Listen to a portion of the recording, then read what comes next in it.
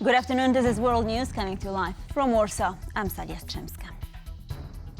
EU member countries have decided on the first set of retaliatory tariffs against the US, tariffs imposed by Donald Trump's administration.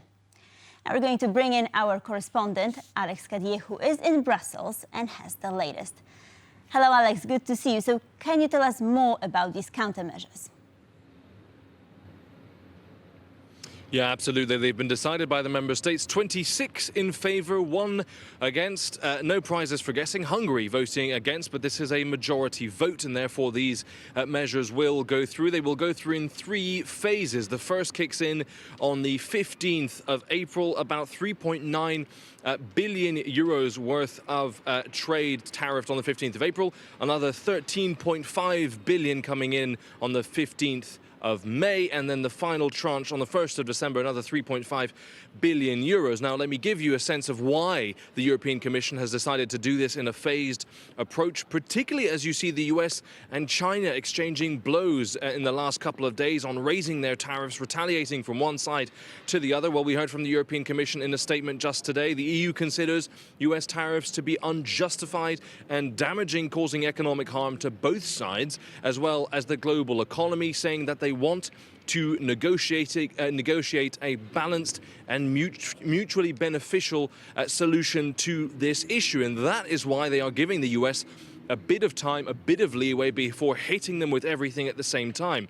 You have the first tranche on the 15th of April, then again on the 15th of May, then again later in the year. Now, crucially, that last one includes soybeans. So that is a very important agricultural export for the United States, and particularly for Republican voters. We have seen that these tariffs skew in favor of targeting red states in the United States. The European Commission making it clear that it will hit Donald Trump where it hurts. It will hit his voter base unless he comes to the table to negotiate. That's the EU position. We will hit you if we have to, but we want to negotiate, not escalate. Back to you in Warsaw.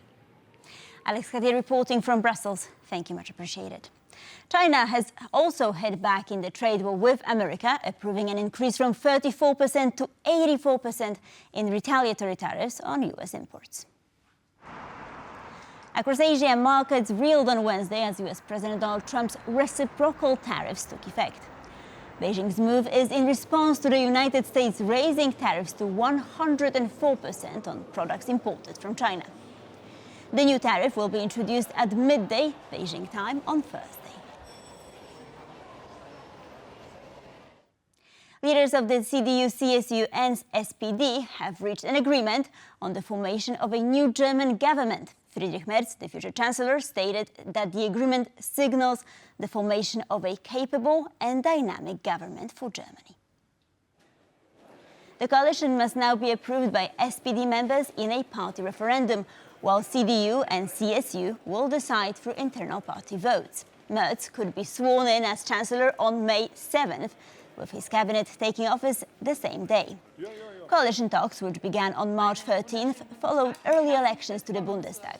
The agreed-upon deal includes a 500 billion euro special fund for infrastructure investments and measures to ease the debt brake on defense spending. The United States is weighing the redeployment of as many as 10,000 troops from Poland and Romania, according to media reports. This comes amid President Trump's push on Europe to take greater responsibility for its own defense. According to US and European sources, which spoke with NBC News, the US Defense Department is considering a proposal to withdraw around half of the 20,000 troops sent to Eastern Europe in response to the Russian invasion of Ukraine in 2022. The sources said, however, that the scope of the potential drawdown is still under discussion. Responding to these reports, General Christopher Cavalli, the commander of US forces in Europe, announced that he has consistently recommended keeping troop numbers at the same levels as the last few years. Asked whether any withdrawal would impact the US ability to respond to a crisis in Eastern Europe or a potential conflict with Russia, Cavalli said it would. And on the same topic, Polish President Andrzej Duda stated today that there are no plans to reduce the US presence in Poland. Meanwhile, the US military announced on Tuesday that they will redeploy troops and equipment from Jasionka, a logistics hub in southeastern Poland that supports weapons sent to Ukraine. It was no secret that the Americans intended to relocate their forces. However, President Trump, Secretary Hegseth, and US Special Envoy for Ukraine and Russia, General Kellogg, in conversations I had with them, clearly stated that there are no plans to reduce the presence of American armed forces in Poland. We have a number of locations where Americans are present in Poland, in various forms and types of American military, and the relocation of these soldiers will occur where it is appropriate. NATO forces are engaged in a series of major naval exercises in the Black Sea as part of Exercise Sea Shield 2025. The drills, led by Romania, bring together naval, air and special operation forces from 12 nations to conduct complex training across multiple domains. The training scenarios designed to simulate high-threat settings include live-fire drills, anti-submarine warfare and amphibious operations, demonstrating NATO's joint capabilities. Footage shared by NATO Maritime Command shows joint operation between warships and helicopters, with aircraft performing maritime strikes and support missions. The Black Sea, growing in strategic significance since Russia's full-scale invasion of Ukraine, has become an increasingly contested area. The Romanian Navy is leading the exercise, which will continue over the coming days. Ukraine endured another mass drone attack on civilian targets overnight. The war-torn city of Kharkiv was rocked by at least 15 explosions after Russia launched waves of Iranian Shahed drones. The attacks resulted in deaths and injuries. In total, Ukrainian authorities claim at least 55 drones were launched across the country. The State Emergency Service reported the strikes on Kharkiv targeted civilian businesses, warehouses and industrial facilities. Ukraine's second largest city is situated only 30 kilometers from the border with Russia and has faced near nightly attacks in recent weeks. Elsewhere, 15 people were reported wounded after attacks on Dnipro, Ukraine's fourth largest city. Houses, high-rise buildings, cars and businesses were heavily damaged. Closer to the front line, 2 people were killed and 2 others injured in an attack on Kramatorsk in the Donetsk region. Despite mounting pressure from the United States for a 30-day ceasefire, Russia continues its relentless attacks on Ukraine's civilian infrastructure. During his visit to Tokyo, NATO Secretary General Mark Rutte met with Japanese Prime Minister Shigeru Ishiba. The two discussed strengthening bilateral ties at a critical time for global security. Here's more from Rutte.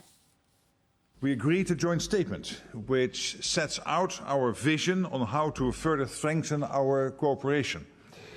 And this is crucial, especially at this pivotal time for security and stability, both in the Euro-Atlantic and indeed, as you said, in close connection with the Indo-Pacific. I also very much welcome Japan's plan to invest 2% of its GDP in defense by 2027 and your continued investments in your armed forces. This will make Japan's already capable forces even stronger. Protests in Georgia against the country's pro-Russian government continue.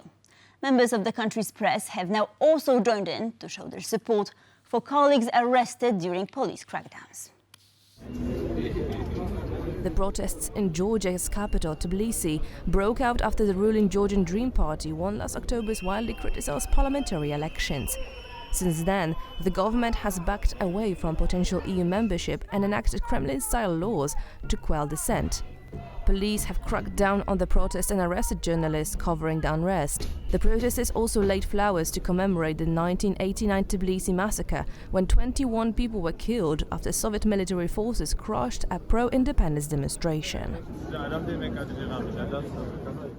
In a surprising political move, Romania's Save Romania Union Party has decided to endorse independent candidate Nicu Sordan over its own leader, Elena Lasconi, in the lead-up to the country's presidential election run. The grouping's vice president, Dominic Fritz, explained the decision by saying that, quote, there is no longer a path for Elena Lasconi to reach the runoff.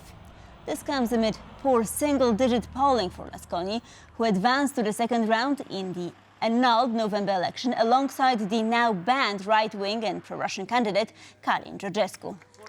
Lasconi lambasted the decision and vowed to continue her campaign regardless of her party's support.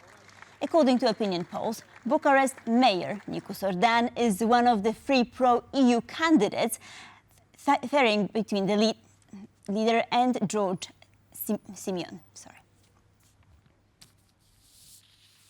And with this, we conclude World News. Thank you for watching. Please stay tuned for more.